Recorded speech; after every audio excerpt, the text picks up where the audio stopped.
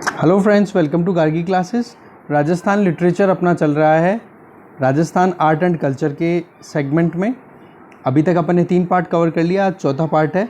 इस चौथे पार्ट में अपन राजस्थान का जो हिस्टोरिकल पर्सपेक्टिव है कि लिटरेरी जो भी एक्टिविटीज़ हुई है, लिटरेचर का जो काम हुआ है, उन सोर्सेज के बेसिस पे राजस्थान में क्या क्या इन्फॉर्मेशन मिल सकती है अपने को, और ये देखेंगे कि संस्कृत में, फिर देखेंगे राजस्थानी लैंग्वेज में, और फिर देखेंगे पर्शियन लैंग्वेज में क्या क्या कॉम्पोजिशन हुई है जिनमें राजस्थान का हिस्टोरिकल पर्सपेक्टिव अपने को देखने को मिलता है। तो सबसे पहले अपन बात करते हैं संस्कृत लिटरेचर की। सबसे पहले है हमीर महाकाव्य। ये नयन चंद्र सूरी के द्वारा लिखा गया है। इसमें चौहानों की वंशावली के बारे में डिटेल मिलती है और साथ में अजमेर के डिस्क्रिप्शन की भी डिटेल्ड अप्रोच इस बुक में देखी जा सकती है।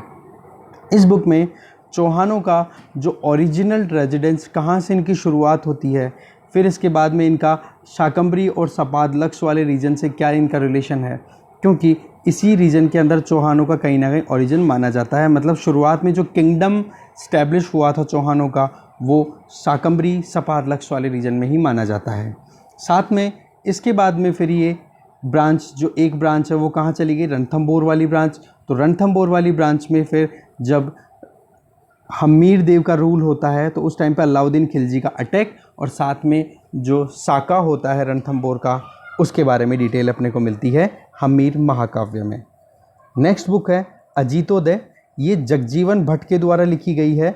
ये जो जोधपुर के रूलर अजीत सिंह थे, उनके कोर्ट पोइट थे। इन्होंने अपनी इस बुक में मारवाड़ के बारे में बहुत सारी डिटेल दी है, जो कि अपने आप में इस सोर्स को एक सिग्निफिकेंस प्रोवाइड करता है मारवाड़ की हिस्ट्री को लेकर के। अगर अपन देखें तो इस बुक में इन्होंने जसवंत सिंह और अजीत सिंह के टाइम पे जितने भी युद्ध लड़े, उन युद्धों के बारे में पूरी डिटेल मिलती है।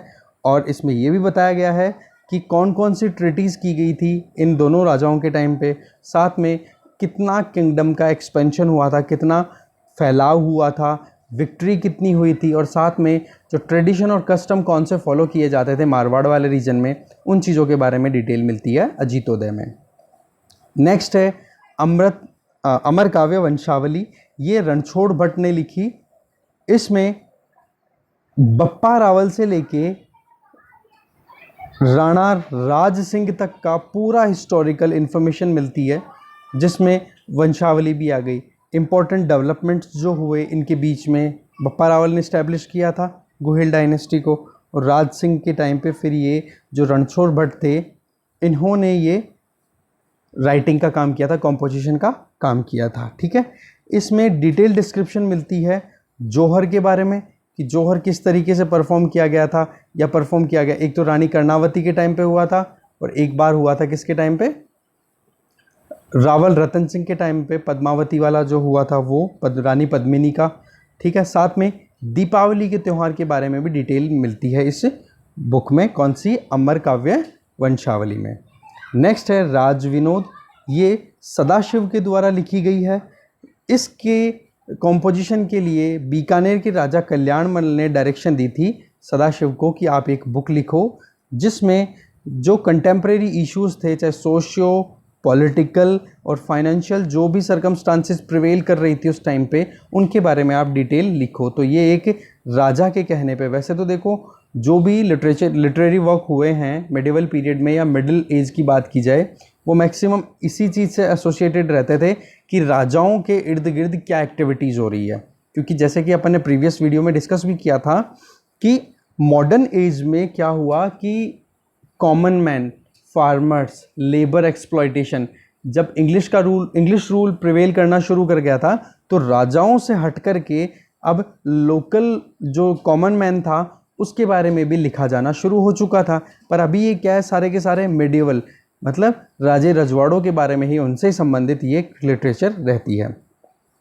एकलिंग महात्म्य, ये मेवाड़ के वंश के बारे में बताती है कि कौन कौन से वंश वहाँ पे चले, किस तरीके से उनका पूरा सीक्वेंस है।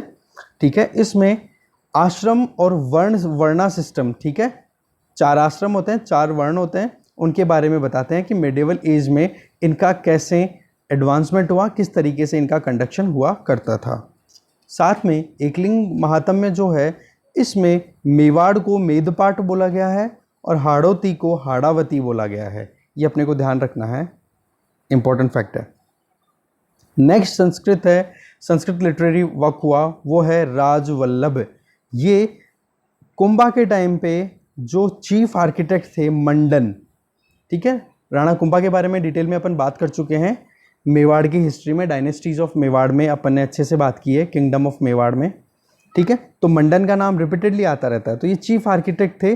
तो इन्होंने राजवल्लभ करके एक बुक लिखी संस्कृत में, जिसमें घर कैसे बनाए जाते हैं, रेजिडेंस कैसे बनाए जाते हैं, उनकी डिफरेंट मेथड्स के बारे में डिस्कशन हुआ है, और साथ में different artistic styles of Rajasthan, उनके बारे में भी डिटेल मिलती है अपने को। मंडन ने लिखी राजवल्लभ। फिर है नृत्य रत्न कोश। ये भी संस्कृत में ही कंपोज की हुई है, पर ये लिखी किसने? राणा कुंभा। राणा कुंभा अपने आप में एक मल्टीटास्किंग, बहुत ही मतलब एक कहते हैं ना कि हर एक फील्ड में अपने आप को अच्छे से एक तरीके से इम्पोज किया। या फिर इनके टाइम पे जो आर्टिस्टिक एक्टिविटीज़ हुई, आर्किटेक्चरल एक्टिविटीज़ हुई, या फिर वॉरियर के तरीके से देखो, किसी भी एंगल से देखो, राणा कुंभा के टाइम पे बहुत कुछ हुआ था, बहुत कुछ डेवलपमेंट हुआ था, ठीक है। तो इनका इंटरेस्ट संगीत में भी था, म्यूज़िक में भी था, इसलिए इन्होंने नृत्य मतलब संगीत में गाने भी हो चुके, गाने भी और या फिर नृत्य डांस भी, दोनों में। तो इन्होंने नृत्य रत्न कोश लिखी, राणा कुंभा ने खुद ने लिखी। इसमें इंडियन डांस स्टाइल्स और डांस चैम्बर्स जो होते हैं, ठीक है, उनके बारे में कि किस किस तरीके से कौन कौन सी डांस स्टाइल इंडिया में प्रेवलेंट थी उस टाइम पे, और साथ में उनसे रिलेटेड किस तरीके के थिएटर्स हो सकते हैं जहाँ पे परफॉर्मेंस दी जाती है, उनके बारे में डिटेलिंग मिलती है। नेक्स्ट है पृथ्वीराज विजयम। ये जयानक के द्वारा लिखी गई संस्कृत में बुक है। इसमें अजमेर का कितना एक्सपेंशन हुआ चौहानों के रूल के टाइम पे, चौहानों ने जब राज किया तो उस टाइम पे अजमेर का क्या क्या डेवलपमेंट हुआ, अजमेर में कहाँ कहाँ पे, सारी डिटेल अपने को मिलती है। साथ में पृथ्वीराज चौहान ने जितने भी युद्ध लड़े उनमें विक्ट्रीज किस किस जगह पे हुई और क्या क्या डेवलपमेंट उन बैटल्स में हुए थे, उनसे रिलेटेड इन्फॉर्मेशन भी पृथ्वीराज विजयम, जैसे कि नाम से मिल रहा है ना, पृथ्वीराज विजयम मतलब विक्ट्रीज ऑफ पृथ्वीराज, पृथ्वीराज की विजय कहाँ कहाँ हुई, ठीक है, उनसे बारे में अपने को डिटेल मिलती है। तो इस तरीके से संस्कृत का पार्ट एक बार कंप्लीट होता है। संस्कृत लिटरेचर का, राजस्थान का जहाँ पे रिलेशन आता है उससे बात हो गई कंप्लीट। अब बात करते हैं राजस्थानी लिटरेचर की।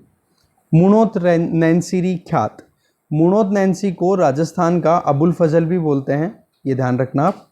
अबुल फजल ऑफ राजस्थान किसको बोलते हैं, कई बार ऑब्जेक्टिव टाइप एग्जाम में पूछ लिया जाता है। तो मुणोत नैनसी, तो इनकी बुक है मुणोत नैनसीरी ख्यात। ये 17वीं शताब्दी की जसवंत सिंह के टाइम पे जोधपुर के बारे में ये किताब लिखी गई थी, और इसके राइटर कौन थे? मुणोत नैनसी। इसमें मिडिवल पीरियड में राजस्थान की क्या कंडीशन थी उसकी डिटेल डिस्क्रिप्शन, पूरी जानकारी अपने को यहाँ से मिलती है। इसमें राजस्थान में अलग अलग 36 राजे रजवाड़ों की 36 ब्रांचेस, कहने का मतलब अलग अलग राजाओं ने अपनी ब्रांच शुरू की, तो उनके बारे में 36 के बारे में बात आती है, और वो 36 की फिर ब्रांच जो थी, मान लो गुहिलादित्य की बात की जाए तो मेवाड़ की बात आ जाती है, ठीक है। तो इस तरीके से पूरी डिटेल अपने को मिलती है इस बुक के अंदर। राजस्थान के जितने भी इम्पोर्टेंट डायनेस्टीज़ रही हुई हैं, रूलर्स रहे हुए हैं, और उनकी ब्रांचेस क्या थी उनके बारे में। साथ में जो राजस्थान के राजपूत थे उनके खुद के बीच में जो लड़ाइयाँ हुई, और उसके अलावा मुगल्स के साथ में उनके क्या रिलेशन थे, कितने बैटल उन्होंने फाइट किए, उनकी डिटेल भी इस बुक में मिलती है मुणोत नैनसीरी ख्यात में। साथ में उस टाइम पे मिडिवल पीरियड में ही क्या सोशियो कल्चरल इकोनॉमिक कंडीशंस चलती थी राजस्थान वाले रीजन में, क्या प्रिवेलिंग कंडीशंस थी, वो भी डिटेल मिलती है मुणोत नैनसीरी ख्यात, जो कि राजस्थान के अबुल फजल के नाम से फेमस है। नेक्स्ट है राजस्थानी लिटरेचर में सूरज प्रकाश। इसके पोइट हैं कर्णीदान। इन्होंने जसवंत सिंह, अजीत सिंह और अभय सिंह के टाइम पे जो जोधपुर किंगडम था उस टाइम पे कौन कौन से इंपॉर्टेंट इवेंट्स हुए थे उनकी डिटेल अपने को यहाँ पर मिलती है सूरज प्रकाश में, ठीक है। जसवंत सिंह, अजीत सिंह, अभय सिंह, इनके बारे में, ठीक है। चलिए नेक्स्ट देखते हैं, ये किसने लिखी? कर्णीदान, ध्यान रखना। पद्मावत मलिक मोहम्मद जायसी के द्वारा 1543 AD में लिखा गया। इसमें अलाउद्दीन का जो अटैक था चित्तौड़ पे उसके बारे में पूरी डिटेल मिलती है, जिसमें रावल रतन सिंह ने किस तरीके से अलाउद्दीन के अटैक को रोकने की कोशिश की, किस तरीके से रेजिस्टेंस प्रेजेंट किया, उसके बारे में डिटेल मिलती है। और आज इस पद्मावत पे मूवी भी बन चुकी है, पद्मावत, ठीक है, आपने देख भी ली होगी आई होप। तो आपको बहुत हद तक इसका आइडिया होगा कि क्या कंटेक्स्ट है इस बुक का, ठीक है। साथ में उस टाइम पे जो भी इम्पोर्टेंट इवेंट्स हुए थे उनके बारे में डिटेल मिलती है। ये चीज़ ध्यान रखना कि ये अलाउद्दीन का जो रीन था, मतलब रूल था, वो चल रहा था लेट 13th सेंचुरी। तो आप मान के चलो मतलब ये जो इसका रीन था 1300 से शुरू होकर के 1318 या समथिंग ऐसे चलता है, 1302 या 1300 से लेके 1318 तक चलता है। इस टाइम पे तो ये एक्टिविटीज़ हुई थी, पर ये जो बुक लिखी गई थी वो लिखी गई थी कब, 1543 में। आप देख सकते हो हुमायूं के बाद में शेरशाह सूरी, 1544 में शेरशाह सूरी का रूल आ गया था, ठीक है। तो हुमायूं के टाइम पे ये बुक लिखी हुई है। तो प्रॉपर डेवलपमेंट आप देखोगे तो मुगल्स के टाइम पे ये बुक लिखी गई है। और इवेंट कौन सा था, अलाउद्दीन खिलजी का जो 14वीं शताब्दी के शुरुआती सालों में ही उसने जो अटैक किए थे उनसे रिलेटेड ये इवेंट था। फिर है राजस्थानी लिटरेचर में, वो है दयालदासरी ख्यात। ये दयालदास सिडायच द्वारा लिखी हुई है, दयालदास सिडायच के द्वारा लिखी हुई है। इसमें 2 वॉल्यूम्स हैं और इसमें मारवाड़ के एक और ब्रांच बीकानेर के बारे में डिटेल मिलती है। मेन जो रेफरेंस है वो बीकानेर का दिया जाता है और इसके 2 वॉल्यूम्स हैं। फर्स्ट वॉल्यूम में तो बताया जाता है कि राव जोधा तक से लेके और राव जोधा को इंक्लूड करके बीकानेर का जो फर्स्ट रूलर था राव बीका, उसके बारे में पूरी डिटेल मिलती है कि किस तरीके से जोधपुर जो मारवाड़ है वो अपने आप में शुरू हुआ, फिर राव जोधा के बाद में किस तरीके से बीकानेर की एक ब्रांच अलग से निकली बीकानेर के राठौड़ों की, ठीक है। तो सेकंड वॉल्यूम जो है उसमें राव बीका से लेके महाराज सरदार सिंह की जो कोरोनेशन सेरेमनी थी, जो राज तिलक का प्रोग्राम था, वहाँ तक की डिटेल मिलती है। तो कहने का मतलब पर्टिकुलर पॉइंट देखा जाए तो बीकानेर की हिस्ट्री से रिलेटेड ये कहीं ना कहीं 2 वॉल्यूम्स यहाँ पर हैं दयालदासरी ख्यात में। नेक्स्ट है वो है मारवाड़ रा परगनारी विगत, ठीक है। ये भी मोनोत नैन्सी ने ही लिखी।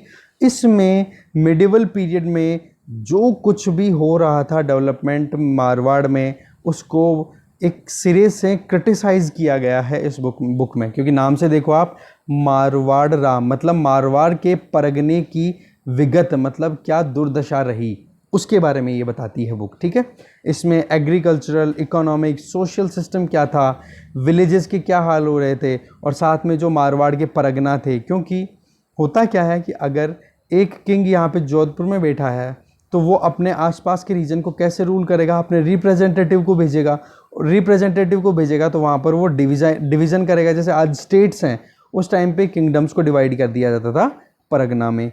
तो इस तरीके से उन परगनों की क्या हाल थे उसके बारे में मोनोत नैन्सी ने यहाँ पर डिलीवर किया है इस बुक में, मारवाड़ रा परगनारी विगत में, ठीक है। इस तरीके से संस्कृत लिटरेचर और राजस्थानी लैंग्वेज का लिटरेचर, जिसमें राजस्थान का रेफरेंस मिलता है, हिस्टोरिकल पर्सपेक्टिव जो मिलता है वो। और एक चीज़ मैं बताना भूल गया शुरू में कि ये जो वीडियो मैं बना रहा हूँ इसमें जो बुक्स हैं वो वही बुक्स मैंने पिक किया जो बची हुई हैं। बाकी प्रीवियस जितने भी वीडियोस मैंने बताए हैं उनमें कहीं ना कहीं और बाकी बुक्स के नाम आ गए, जैसे कि पृथ्वीराज रासो की बात कर लो आप, ठीक है। तो इस तरीके से जो बुक्स चंद्रवरदाई ने लिखी है, जो बुक्स अपन बांकीदास श्री बाता, ये अपन ऑलरेडी डिस्कस कर चुके हैं, तो इनके बारे में दोबारा रिपीट करूँ तो मतलब नहीं है, ठीक है। तो वही चीज़ है। तो पर्शियन लिटरेचर की बात कर लेते हैं। पर्शियन लिटरेचर जो राजस्थान से एसोसिएटेड रहा, वो कौन कौन सी बुक है और ये किसने लिखी है, क्योंकि पर्शियन में से कई बार क्वेश्चन यही पूछा जाता है, बुक का नाम आता है और राइटर का नाम पूछ लिया जाता है, इससे ज़्यादा कुछ होता नहीं है मुझे जहाँ तक आइडिया है। तो देखते हैं, सबसे इम्पोर्टेंट पहली है मुंतखब उल लुबाब, ठीक है। मुंतखब उल लुबाब यह है मोहम्मद हासिम खाफी खान ने लिखी है, ठीक है। सेकंड है अकबरनामा, ये अबुल फजल ने लिखी है, अकबर के टाइम पे ये कोर्ट में बैठता था। फिर है तुजुक ए जहांगीरी, जिसको जहांगीर नामा भी बोला जाता है, ये जहांगीर ने खुद ने लिखी थी। आईने अकबरी, ये भी अबुल फजल ने ही लिखी। ऐसे ही मखजान ए अफ़गानी ये लिखी नियामतुल्लाह। किसने लिखी? नियामतुल्लाह। मखजान ए अफ़गानी। ऐसे ही मुंतखब उत मुंतखब उत तवारिक ये लिखी अब्दुल कादिर बदायूनी ने। ठीक है, मुंतखब उत तवारिक ये किसने लिखी? अब्दुल कादिर बदायूनी ने। ऐसे ही नेक्स्ट बुक है वो है खजाइनुल फुतू, ये अमीर खुसरो ने लिखी, ये बहुत इंपॉर्टेंट बुक है। साथ में नेक्स्ट बुक लिखी तबकत ए नासिरी, ये बुक लिखी मिनाज उस सिराज ने। ठीक है, तबकत ए नासिरी ये बुक लिखी मिनहाज उस सिराज ने। और लास्ट इंपॉर्टेंट बुक जो है पर्शियन में, जिसमें राजस्थान के बारे में रेफरेंस मिलता है, हिस्टोरिकल पर्सपेक्टिव के बारे में अपने को पता पड़ता है, वो है तजुल मासीर, ये सदरुद्दीन हसन निज़ामी ने लिखी। तो इस तरीके से आप इसका स्क्रीनशॉट ले सकते हो, क्लीन कर देता हूँ मैं, और इससे क्या हो जाएगा, आपको इजी रिवीजन हो पाएगा। तो लिटरेचर का पार्ट अपना कवर होता है कंप्लीट। और नेक्स्ट वीडियो में डालूँगा वो है जो रॉक एडिक्ट्स हैं। ठीक है, हिस्टोरिकल पर्सपेक्टिव से राजे महाराजाओं की डिटेल, या एंशिएंट टाइम पे क्या क्या एक्टिविटीज़ हुआ करती थी, कौन यज्ञ करवाता था, कहाँ कहाँ पर कौन कौन से डेवलपमेंट हुए थे, उनके बारे में डिटेल अपन और देखेंगे, जिसमें रॉक एडिक्ट्स के बारे में देखेंगे या और इंस्क्रिप्शंस के बारे में देखेंगे। ठीक है, वो डिटेल और चेकआउट करेंगे नेक्स्ट अपकमिंग वीडियोज़ में। Thank you.